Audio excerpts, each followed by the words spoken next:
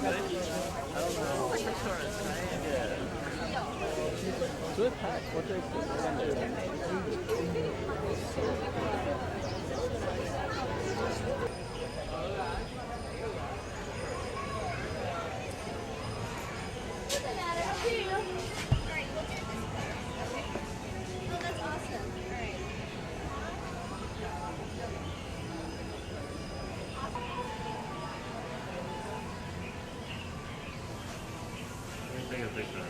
I'm taking a picture of this because my dissertation was on filial expectations and motivations of Taiwanese older parents and their adult children to engage in social support exchanges.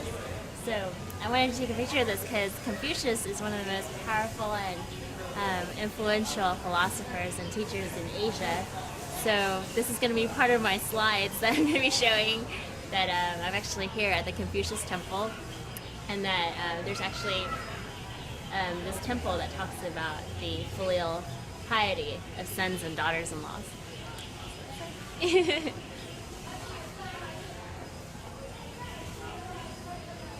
gonna go in? Okay.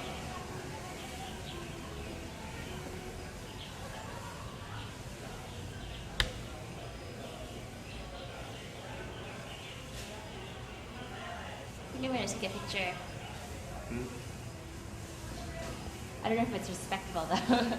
See, these are all like mini tombstones of names of people that have probably been loyal and respectful daughter-in-laws and sons of deceased parents. And so the whole intergenerational exchange that occurs, like the transfers that keep going to every generation, kind of seen here where even when your ancestors deceased, the younger generation still needs to go back and pay respects to them by burning incense, by providing like food and also other like ritualistic things that they need to do for them to be comfortable while they're spirits in heaven. So that's basically what this is showing, symbolizing. So where are we now?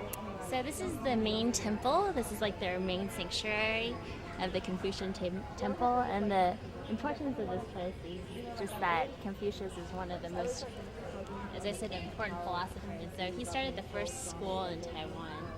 So I guess we can go in and take a look. Okay.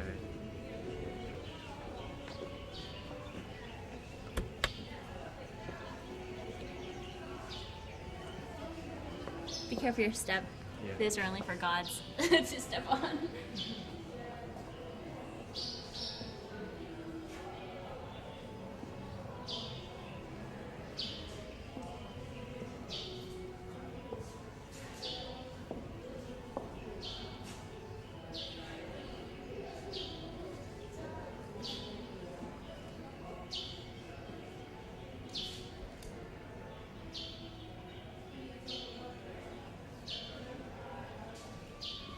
Looks like music is one of the important parts of schooling because all these are like musical instruments that they use.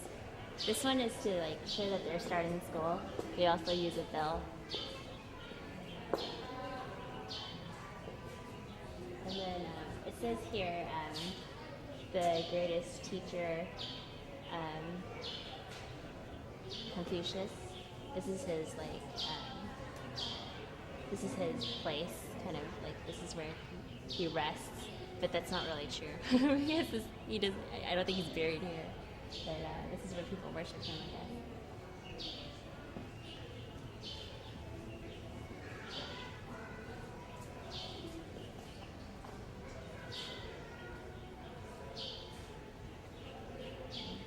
These are interesting new instruments. Never seen those before.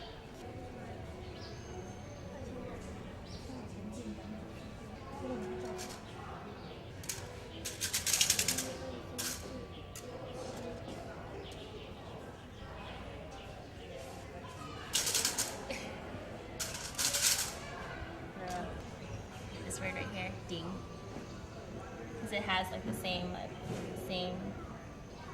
type of structure as this cauldron.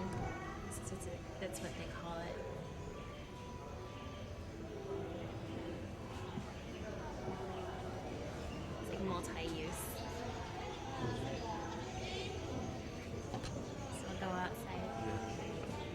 these are his disciples, or they call them sages, and then those scholars are the people who actually were his like teaching assistants who taught.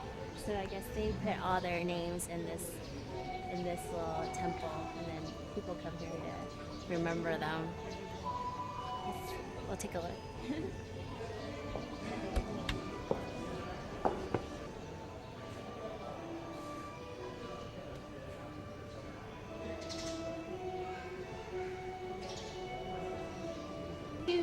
Two characters that you'll see here. If you look at the very beginning, there's Xian Xian, and if you look, there's a different type of letter over on the middle one, Xian Lu. So like everyone has like different titles, but there's only two types that you can have. So the Xian Xian is the type that are just the disciples, the followers, or they call them sages, and then like the ones that are before right next to this one, Xian Lu. That one is the scholars or the teaching assistants that Confucius had. So yeah, like I said, if you look across, you can see there's two types of categories that you can fit into, and then they write their names underneath there. And then on the bottom, it also says Shen Wei, which is their temple setting, or their little tombstone setting is right here.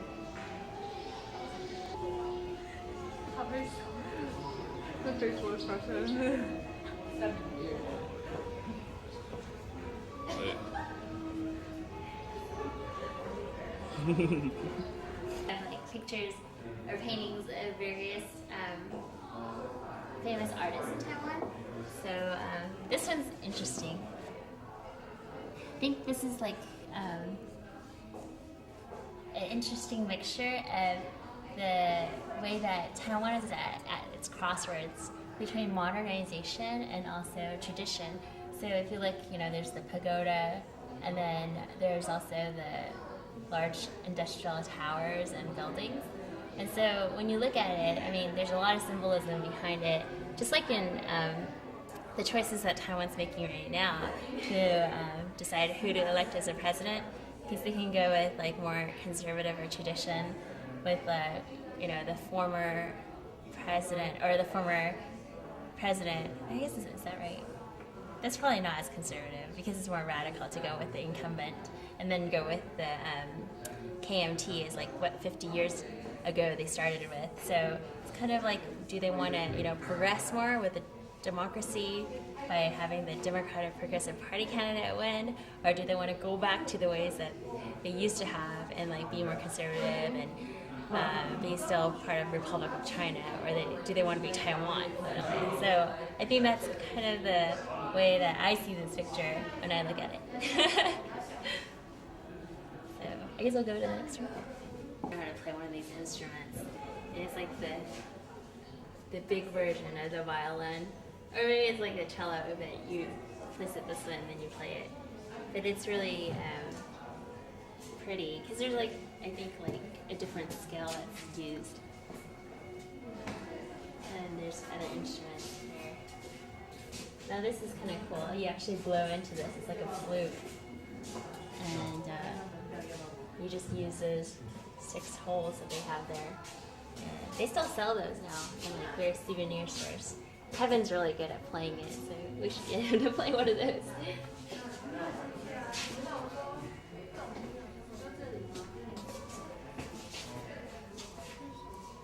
I guess this is kind of like a xylophone. I mean, there's like, you just tap all these different like bells and chimes, tablets.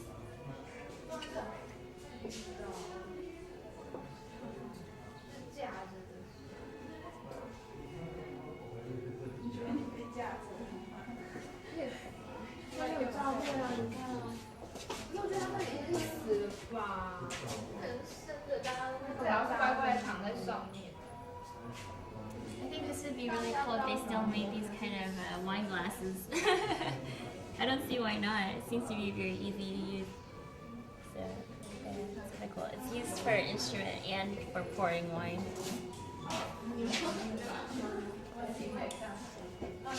Right. in terms of translation, is that what you're referring to?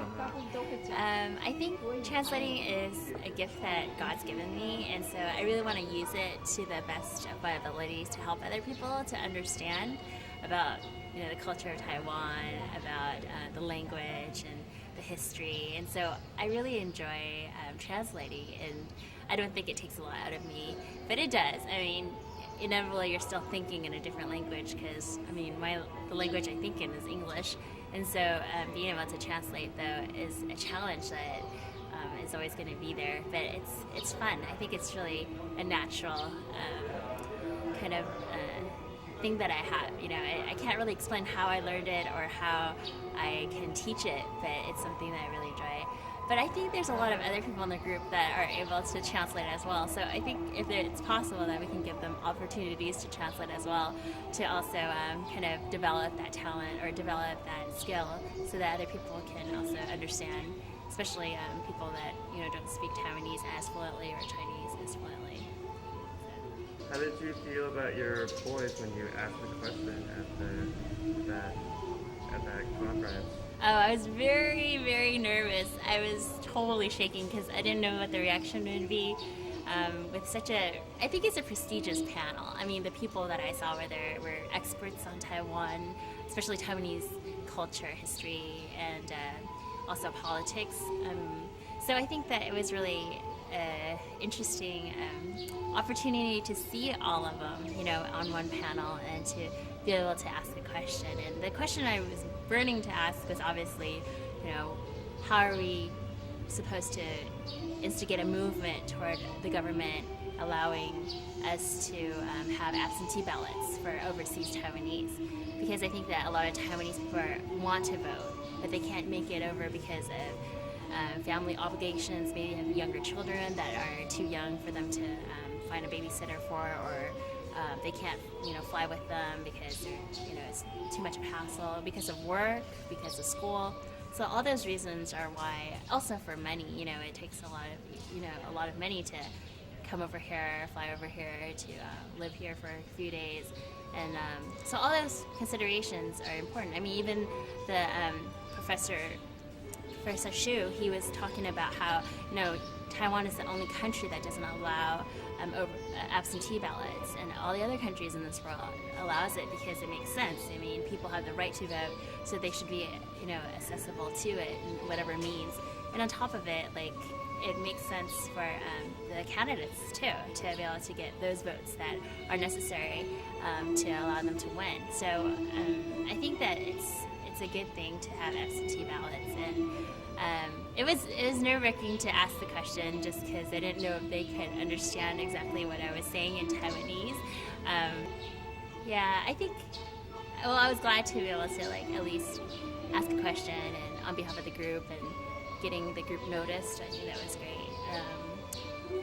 I was glad that the audience was also really supportive. I mean, I got a lot of feedback from the audience right after asking my question. They were like, yeah, that was a great question. We want to know the answer too, because we have a lot of friends and family that can't make it back. And so the answers that we received, though, weren't as positive because I guess they took it in a different context of us being Taiwanese Americans being able to vote. And they were just saying that, you being able to promote Taiwan overseas is the most important job that we have at this point.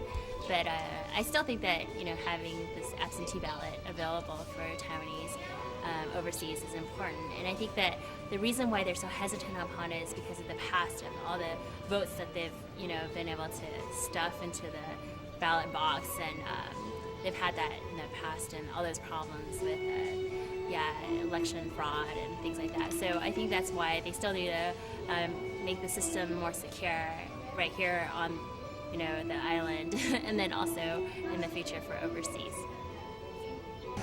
这个20，我不知道。这你拿去，这是美国的啊。哎，美国的。你 I don't have a 10. You have a 10? You have a 10? 美国。这哭。What's wrong? You don't have enough money? I had a quarter. I thought it was a 10. 我美国才会不知道，那你懂了啊？对。